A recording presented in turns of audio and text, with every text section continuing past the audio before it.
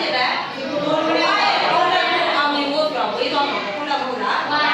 ဝတိုးတက်ဖို့ဘာလို့လဲ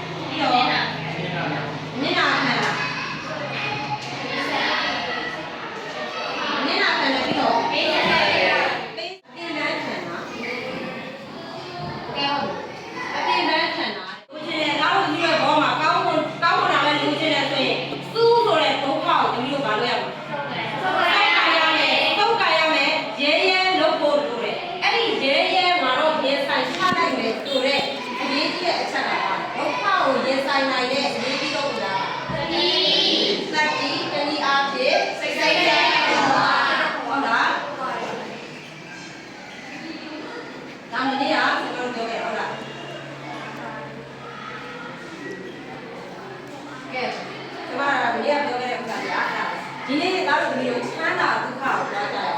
ချမ်းသာဒုက္ခကိုဖတ်ပြီးတော့ကြားကြရအောင်ချမ်းသာဒုက္ခဆိုတာဘာလဲဒီနေ့ကတော့နည်းနည်းလေးစဉ်းစားကြည့်ချမ်းသာဒုက္ခချမ်းသာဒုက္ခကျွယ်ဝချမ်းသာမှုပြီးတော့စိတ်ချမ်းသာစိတ်ချမ်းသာတယ်ပြီးတော့ချမ်းသာတယ်စိတ်ချမ်းသာတယ်ဟုတ်တော့ကိုကျမ်းမာမှလည်းကိုစိတ်ကဖြစ်နေတာအကုန်လုံးလုပ်ရပြောချင်သေးလားဆက်ပြီးတော့ရှိအောင်လားပြောကြည့်ပါဦးဘာလဲရှိအောင်လဲပျော်ရွှင်မှုဟုတ်လားပျော်ရွှင်မှုဆိုတဲ့လူရင်းဆန္ဒတွေပြည့်ရင်လည်းဘာဖြစ်တာလဲချမ်းသာပြီးခါရတာလို့လားဟုတ်ပြီလူရင်းဆန္ဒတွေရလို့ရှိရင်လည်းချမ်းသာပြီးခါရတာအဲ့ဒါဆိုအဲ့ဒီချမ်းသာဒုက္ခတွေဘယ်အချိန်ထိကြည့်ရဲမသိခင်အထိတော့ကြည့်ရဲမှာဟုတ်လားမသိခင်အထိကျတော့ဘာတွေကပြောတာဟုတ်ပါဘူးဒါဆိုရင်ဒီသေဝါလို့ရှိရင်ဆရာမတို့ကအဲ့ဒါတွေကပါလားလူတော့လူရတယ်ဒါဆိုရင်အဲ့ဒီဒုက္ခတွေကဘာဖြစ်သွားအတုရောက်လို့ဖြစ်သွားအဲ့ဒီဒါဆိုရင်ဒီချမ်းသာဒုက္ခဒီအတုအယောင်ဖြစ်သွားတယ်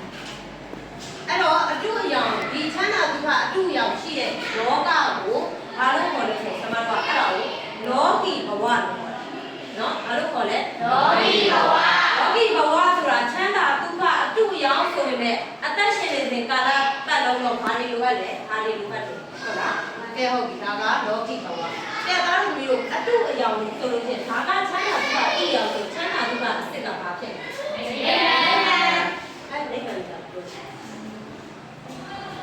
နိဗ္ဗာန်ဆိုတာကလည်းပြောကြည့်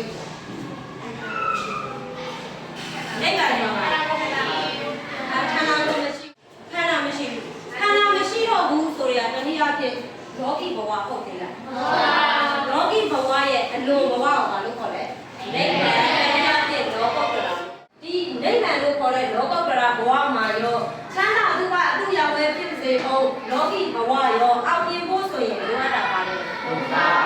ဒုက္ခမဟုတ်ဘူးဒုက္ခကိုငါတို့ကရင်ဆိုင်တတ်ဖို့ပဲဟုတ်လားမဟုတ်လားလောကီဘဝမှာပဲဖြစ်ဖြစ်ဒုက္ခဘဝနဲ့မဆိုင်တဲ့တော့ဒီတရားနည်းလမ်းဘက်မှာလည်းဘာပဲလို့လဲဒုက္ခခံရင်တို့လိုချင်တဲ့နိဗ္ဗာန်ကိုရတယ်တို့လူလော